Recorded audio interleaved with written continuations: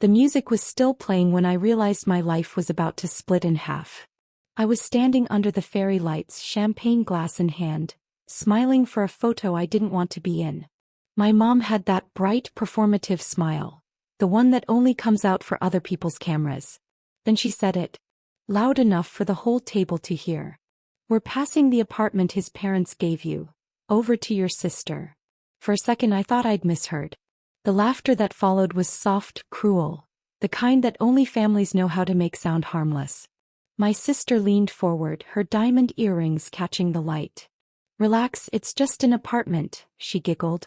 The room seemed to tilt. "Just an apartment? The one my husband's parents had bought for us as a wedding gift? The one we'd been planning to move into next week?" I remember my champagne trembling in my hand, bubbles rising faster than I could breathe. My mother looked so calm, so certain, as if she'd just announced something obvious. I opened my mouth but no sound came out. My groom, Daniel, turned his head slowly, his jaw tightening. He looked at my mother, then at my sister, then back at me. And in that moment I didn't know if he was going to walk away or burn the world down for me. "You're passing our apartment to your other daughter?" he asked quietly. My mom smiled, still wearing that hostess charm. "Sweetheart, she needs it more. You two will manage, you have each other. Don't make a scene." Her words sliced through me. Don't make a scene. That was her code for, stay silent, look pretty. I'd lived my whole life by that rule. Till now. Daniel's hand found mine under the table. His grip was steady, grounding. He didn't look angry, not the way I expected. He looked calculating. Calm in a way that scared me more than fury ever could. He raised his glass and said, "Well then, I guess this marriage just got interesting." And everyone laughed again, thinking it was a joke. But I knew that tone. That wasn't humor. That was a promise. When the laughter faded, Daniel leaned close to me and whispered something only I could hear. 8 quiet words that would change everything that came after. "If they want to play games, we'll play." I didn't know what he meant then. But I would. And when I did, my family would wish they'd never smiled that night. My name is Claire. And from wherever you're watching this, stay with me. Have you ever been treated like a stranger in your own family? The next morning, the roses from the reception were already wilting. Their scent, sweet, heavy, clung to my hair like a reminder that something beautiful had just died. Daniel made coffee silent. The clink of porcelain was the only sound in our new apartment, the one that apparently wasn't ours anymore. I sat on the edge of the bed, still in my wedding night robe, the lace sleeve slipping off my shoulder. My phone was full of messages, congratulations, heart emojis, and one text from my sister. "Hey, Mom said we can move in next week. I'll send movers for the furniture. Congrats again, sis, 2 hearts." I stared at the screen until my eyes blurred. Daniel's voice broke the silence. "She actually texted you that?" I nodded, throat tight. He let out a low, humorless laugh. "Your mother's something else." That tone again. Controlled. Too calm. I'd always thought marriage would feel like building something together. But that morning, it felt like watching a storm gather over a house we hadn't finished yet. I wanted to fight, to call my mother, to scream, to demand something back. But the years of being the good daughter held my tongue. My mom had raised me to never question her decisions. To be grateful, to smile, to not make a scene. Daniel sat beside me. "Do you want to fight this?" he asked. I hesitated. "They're my family." He looked at me, really looked. "Then they should have acted like it." That's when I realized he wasn't angry for himself. He was angry for me. Later that day I called my mom. She answered with her cheerful, tired tone, the one that made me feel like I was the unreasonable one just for existing. "Claire, sweetheart, don't start drama. We'll figure it out. Your sister needs the apartment more than you do." "Mom," I said quietly, "it's not yours to give." Pause. Then that familiar cold shift in her voice. "Excuse me. Daniel's parents bought it. It's in my name." She sighed. "You know your sister's been struggling. Be generous, honey. It's family." There was the word family used like a weapon. When I hung up, I realized I was shaking. Daniel's hand brushed mine, steady again. "Let her talk," he said. "People like that bury themselves if you let them." He said it so softly it almost sounded like advice. But his eyes told a different story. They were calculating, distant, like he was already mapping out what came next. That night, while I stared at the ceiling, Daniel sat at his desk with his laptop open. I could see the glow on his face, lines of text reflected in his eyes. "What are you doing?" I asked. He didn't look up. "Checking something," he said. "Just seeing who really owns what." The room went quiet again. And in that silence I realized something new. Maybe revenge didn't start with rage. Maybe it started with research. By the end of that week I wasn't sure if I was angry or just numb. I still wore my wedding ring, but it felt like a reminder of everything that had gone wrong the moment I said I do. Daniel had barely said a word since that night. He'd go to work, come home, sit with his laptop, scrolling, clicking, typing. He looked like a man who was piecing together a puzzle no one else could see. One evening I finally asked, "What are you looking for?" He turned the screen toward me. It was a property record site. My name, my ID, my signature, all attached to the apartment. Except the last entry wasn't me. "Someone tried to transfer partial ownership last week," Daniel said quietly. "To your mother's name. Then to your sister's." My stomach dropped. "That's illegal." He nodded. "Yeah. But they didn't finish the process. The notary flagged it for missing authorization." I blinked, trying to process it. "You mean they tried to steal it before even telling us?" Daniel's lips pressed into a thin line. "Looks that way." It felt like falling through a memory.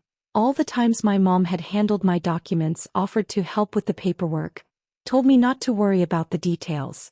Maybe I'd been naive. Or maybe I'd just been too used to trusting her. "Called my sister." She answered on the third ring, breathless, laughing like she'd just stepped out of a party. "Claire." "Hey, what's up?" "You tried to transfer my apartment," I said flatly. Silence. Then, "Wow, you're so dramatic. Mom said it was just for convenience. You're married now, you don't even need it." "It's in my name," I said. "That's not convenience. That's forgery." She scoffed. "God, you sound like Daniel. Is he putting ideas in your head?" "He's always been weird about money." I hung up before she could finish. My hands were trembling again, but this time it wasn't fear. It was clarity. Daniel watched me quietly. "You ready to do something about it?" I swallowed hard. "What do you mean?" He smiled, not cruelly but with a kind of calm assurance that scared me a little. "Your mom likes to think everything she touches belongs to her. Maybe it's time she learns what happens when she touches something she shouldn't." He turned the laptop back to himself, started typing again. I caught flashes of phrases. Trust deed, property valuation, escrow, things I didn't fully understand. "Daniel," I whispered, "what are you doing?" He looked up, eyes sharp. "I'm making sure when they come for your apartment they walk right into a legal trap. One they won't see coming." For the first time since our wedding I felt something like hope. Small, dangerous, and bright. That night I couldn't sleep. I replayed every smile, every sweetheart my mom had used to keep me quiet. And for the first time in my life I wasn't afraid of her anymore. 2 weeks after the wedding, the air in the apartment felt heavier, like the walls knew what was coming. Daniel and I didn't talk much, but it wasn't distance. It was focus. He was building something, quietly, methodically. One evening he came home later than usual, carrying a folder. He laid it on the kitchen counter next to my untouched tea. "I went by your parents' old real estate agent," he said. "He's known your family for years." I frowned. "Why?" He opened the folder. Inside were copies of 3 property records, all in my mother's name, though none of them had ever been purchased outright. "Your mom has a pattern," he said. "She takes assets, temporarily under her name, usually from family, then refinances them quietly. She pockets the equity." I stared at the pages. The dates, the addresses, the loan documents, all real. One of them even showed my late grandmother's house. "She said she sold that to pay for my college," I whispered. Daniel nodded. "She did. But she also took out a loan against it 3 months before she sold it. Half that money never went to tuition." The room spun. My stomach felt hollow. I remembered my mom showing me her tired smile back then, saying, "Education is an investment, honey. You're worth it." It wasn't generosity. It was business. I sat down, pressing my palms to my eyes. Why would she do this to me? Daniel's voice was calm, but his words cut deep. Because she knows you won't fight back. He reached into his jacket and pulled out a small black USB. Everything's backed up here. Emails, documents, signatures. If she tries again, we'll have proof. I looked up at him, uncertain. Proof for what? He met my gaze, unwavering. For when she crosses the line. And she will. He was right. That weekend my mother invited us over for dinner. All smiles, acting like nothing had happened. The table was beautifully set, candles flickering, laughter forced. My sister talked about her new place like it was already hers. "Mom's helping me redecorate," she said. "We'll move in soon." I felt my chest tighten. Daniel squeezed my hand under the table. Then my mother looked at me and said sweetly, "You and Daniel can stay here until you find something else, dear. We'll make it work." That tone again, the command disguised as kindness. I smiled back, matching her calm. "Actually, we'll be just fine." Daniel smiled too, that same quiet, dangerous calm I'd seen before. After dinner, as we walked to the car, he said, "She's setting the stage. She'll try to push the paperwork through again next week. We'll let her." "Let her?" I asked, stunned. "Yes. Because this time, everything she signs will lead straight back to her." His words chilled me, but I didn't stop him. Some part of me, the part that used to crave her approval, was dying quietly inside. And in its place, something new was growing. Not anger. Not revenge. Just clarity. Revenge, I learned, wasn't fireworks. It was work. Dry, patient, boring work that required stapling and signatures and more stubbornness than fury. We started by securing the small things. Daniel made copies, notarized, time-stamped, of every email, every text, every questionable signature my mother had ever offered to help with. He photographed old bank books. He pulled property tax receipts and mortgage statements, tracing money the way a detective traces footsteps. When I watched him, it looked like ritual. He handled paper like someone who believed the truth could be assembled piece by piece. Step 2 was containment. Daniel contacted a real estate attorney he trusted from a board meeting. Not a crusader, just a careful woman who liked deadlines and hated sloppy paperwork. We didn't want drama. We wanted a legal chokehold. The lawyer advised a lease pendens, a public notice filed against the title that prevents transfer while a claim is pending, and a formal complaint for attempted fraudulent transfer. It wasn't dramatic in itself, but it would freeze the apartment on record. It would make any move by my mother visible and risky. We also prepared the human side. Daniel wanted me to be ready to speak. He insisted on rehearsing with me how to stay factual, how to not let my voice wobble when my mother tried to turn everything into a story about sacrifice. "They profit off your softness," he said. "So you stop being soft." Daniel's plan had layers. The lease pendens would stop immediate theft. The complaint would threaten legal consequences. The backup, and this is where Daniel's patience paid off, was the audit. We hired an investigator to trace where money from family properties had gone over the last 10 years. Small sums moved through accounts with the kind of plausible explanations only a practiced liar could spin. But paper never lies if you have enough of it. The investigator found a pattern: refinancing and transfers timed around funerals, graduations, anniversaries. My mother's generosity read like bookkeeping. We crafted our approach like a chess game. No ambush, no viral posts. We would call a family meeting, framed as an attempt to resolve things quietly. My mother would be invited with her usual confidence. My sister would come, smug, thinking she had already won. We would meet at the attorney's office, not at my parents' home.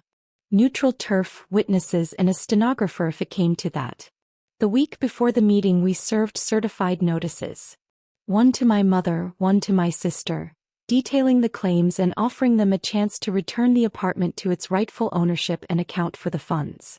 The notices were polite, surgical. More embarrassing than threatening because anyone who read them would see a ledger of dates and loans and transfers that didn't add up. We gave them a clear choice: cooperate and salvage the family name, or ignore it and give the lawyer more to use. On the morning of the meeting, I dressed in the suit my grandmother had left me. Nothing showy, just something steady. Daniel's face was unreadable when we walked into the office. The waiting room smelled like lemon disinfectant and the kind of diplomacy that costs money. My mother arrived flawless, smile on like armor. My sister came late, breathless, pretending the meeting was inconvenient. They both sat opposite me under a flat fluorescent light that made everything honest.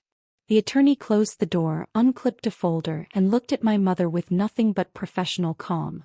"Before we begin," she said, "did you authorize these transfers and loans?" My mother's smile faltered the way a practiced act does when the spotlight gets too bright. For the first time since I was a child, I saw her unsure. The room thinned to a single clear sound: my own breath. And then my sister laughed, too loud, too high, trying to fill the silence. Daniel leaned forward and, in a voice that had been building for months, said 3 words I would never forget. "Tell the truth." The laughter died. The attorney opened the folder. And the meeting, which was supposed to be a formality, tipped into something else entirely. The air inside that small conference room turned heavy the moment Daniel spoke. My mother's face, usually composed, camera-ready, flickered. Her smile fought to stay in place, but her eyes gave her away. "I don't understand what all this is about," she said lightly, adjusting her pearl necklace. "I've done nothing wrong." The attorney didn't even blink. She slid a document across the table. "This," she said, "is a copy of a property transfer request filed under your name. It includes your signature. However, the accompanying authorization, Claire's, was forged." Silence. I could hear the sound of my sister chewing gum. "That's ridiculous," Mom said finally, her voice growing brittle. "Claire probably signed it and forgot. She's always been careless with paperwork." Daniel leaned forward, calm but sharp. "Except the notary verified the signature didn't match. And the IP address used to submit the form came from your house." My sister stopped chewing. "Oh, come on," Mom snapped, her voice cracking for the first time. "Why would I do something like that?" The attorney's tone stayed clinical. "You've done it before, Mrs. Martin. We have 3 other properties showing a similar pattern of temporary title transfers and unexplained withdrawals. You were listed as acting trustee in each case." My mother's face drained of color. I felt my stomach twist, not with satisfaction but with grief. Watching her unravel wasn't the victory I thought it would be. It was like watching a building you once called home catch fire. My sister jumped in, desperate to redirect. "This is insane. Mom's just helping us manage things. You can't treat her like a criminal." Daniel's eyes flicked toward her. "No one said criminal yet. But if she doesn't return what's documented here, that's where it's headed." Mom turned to me, her voice trembling between anger and pleading. "Claire, tell them to stop this nonsense. We're family. You're embarrassing us." I looked at her, the woman who raised me, dressed me, and taught me how to smile when I wanted to scream. And I realized how many times she'd said those same words when I was younger. "Don't embarrass us." "You embarrassed yourself," I said softly. "You did this." Her eyes filled with a fury I'd only ever seen when she was losing control. "After everything I've done for you?" "You didn't do it for me," I said. "You did it to keep me in debt to you." Daniel rested his hand over mine, not protective, just steady. The attorney closed the folder. "Mrs. Martin, we're offering you one chance to settle this quietly. Return the property to Claire's sole name, issue repayment for the unauthorized transfers, and sign this agreement by Monday. If not, we proceed to court." The clock ticked. My mother said nothing. My sister's jaw tightened. Finally, my mother exhaled and stood. Her voice, when it came, was cold. "You've made your choice. Don't come home again." She left without looking back. My sister hesitated, then followed, muttering something under her breath. When the door shut, the silence that followed wasn't relief. It was mourning. Daniel reached across the table, his eyes softer now. "You okay?" I shook my head. "No. But I will be." That night, as we drove home, the city lights blurred through the window. I thought of all the years I'd spent trying to earn her approval, Every apology I'd given just to keep peace. And for the first time, peace didn't sound like silence. It sounded like truth. But Daniel wasn't done. As we pulled into the driveway, he said quietly, "She'll try something else before Monday. People like her always do." He was right. Because the next morning I got a call from the bank. My mother had emptied the account that held the remaining funds from the apartment sale. The call from the bank came just after sunrise. The woman on the other end spoke in that professional, apologetic tone people use when they know they're about to deliver bad news. "Mrs. Martin," she said, "the joint account ending in 4192 was accessed last night. The balance was withdrawn in full." My stomach clenched. "By who?" "Primary account holder, your mother." Daniel was already standing when I hung up. He didn't say anything, just picked up his phone and started typing. His calmness had become familiar now, the stillness before an earthquake. "How much was left?" he asked. 62,000, I said quietly. He nodded once. "All right. Then this is the last move." By noon, we were parked outside my parents' house, the one my mother had gifted herself years ago after convincing my aunt to sign it over for tax reasons. The front door was open. My sister's car sat crooked in the driveway.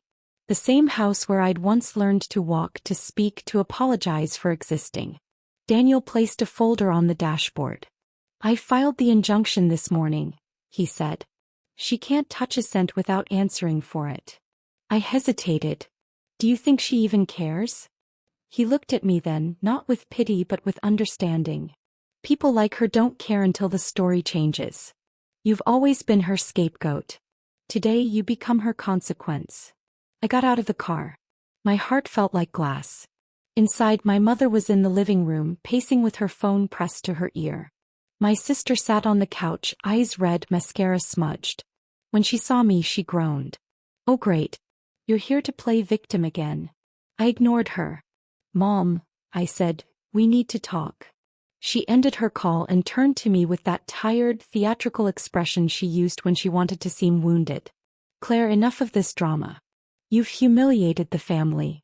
I had to take the money to protect what's left." "Protect from what?" I asked. "From the truth." Her jaw tightened. "Don't use that tone with me. I raised you. You wouldn't have anything without me." Daniel stepped forward, voice low and firm. "That's not true anymore." He laid the folder on the coffee table and opened it. "This is the official injunction and a notice of financial fraud. The bank has frozen your accounts pending investigation. Every dollar you moved last night will be traced. Every asset you touched that wasn't yours is now evidence." My mother's face went pale. My sister stood up, panicked. "You can't do that. She's our mother." "No," Daniel said quietly. "She's your co-conspirator." The words hit like thunder. My mother tried to speak, but her voice broke. "You're trying to destroy me." "You destroyed yourself," I said. "I just stopped cleaning up after you." The silence that followed was the loudest sound I'd ever heard. My sister started crying, not because she was sorry, but because she finally understood she'd lost. My mother sank into a chair, her hand shaking, the mask she'd worn my whole life slipping off for good. Daniel handed her a pen. "Sign the restitution agreement. Now." She stared at him, then at me. For the first time she looked small. She signed. Daniel folded the paper, calm again. "It's done," he said. As we turned to leave, my mother whispered, "You'll regret this, Claire." I paused at the doorway, the light spilling across the floor between us. "No," I said softly. "I regret waiting this long." We walked out without looking back. In the car, Daniel reached over and took my hand. "You did it," he said. But it didn't feel like victory.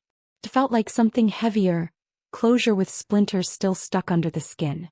That night, I sat by the window of our apartment, my apartment, and watched the moon rise over the city. The quiet didn't scare me anymore. The next morning, I got a text from an unknown number. It was from my sister. "You think this is over? It's not. Mom's talking to a lawyer." I read it twice. Then I smiled, not bitterly but with something close to peace. Because Daniel had already planned for that too. I didn't reply to my sister's text. There was nothing left to say. By then the wheels were already turning, not by our hands but by hers. The law doesn't move fast, but it moves steady, and Daniel had made sure every file, every signature, every withdrawal had a trail. My mother's attorney called Daniel's lawyer 2 days later to discuss options. It wasn't negotiation. It was surrender disguised as courtesy. 3 weeks passed. The news traveled quietly through extended family first. Whispered calls, awkward silences, then that classic phrase every relative uses when they don't want to pick a side. We just hope everyone can move on. But you can't move on from rot. You cut it out. I went back to the apartment. My apartment. Alone that night. The one that had started all of this. The boxes were still half unpacked from our wedding, the champagne flutes still wrapped in paper.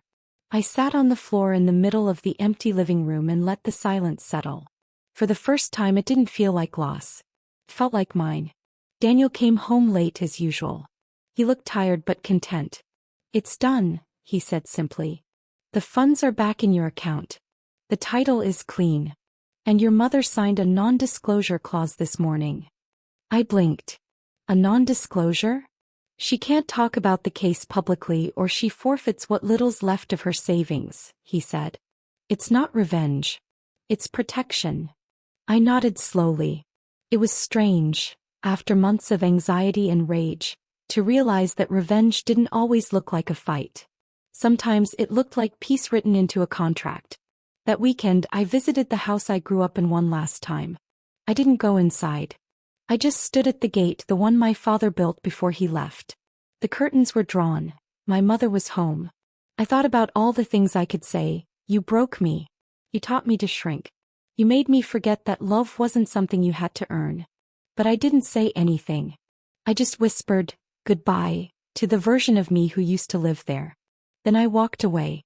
Months later my sister called. Her voice was small, brittle.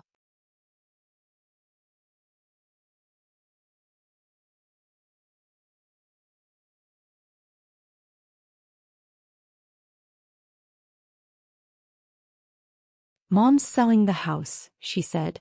"She said you ruined her." I took a breath. "No," I said gently. "She did that to herself." There was silence on the line. Then my sister said, almost a whisper, "I didn't know she'd go that far." And for the first time I heard truth in her voice. Not apology but realization. "How you do," I said softly and hung up. Daniel and I moved into our apartment properly after that. We planted a few herbs on the balcony. We fixed the leaky tap. We started slow, ordinary things that felt like new beginnings. Sometimes at night I'd still think about that wedding, about the champagne glass trembling in my hand, my mother's smile, my sister's laughter. But it didn't hurt anymore. It felt distant, like a scene from a movie I'd finally walked out of. Because in the end, revenge wasn't about destroying them. It was about freeing myself from their story and writing my own. My name is Claire. And from wherever you're watching this, thank you for staying with me. If you've ever been treated like a stranger in your own family, remember, you don't have to stay their version of you.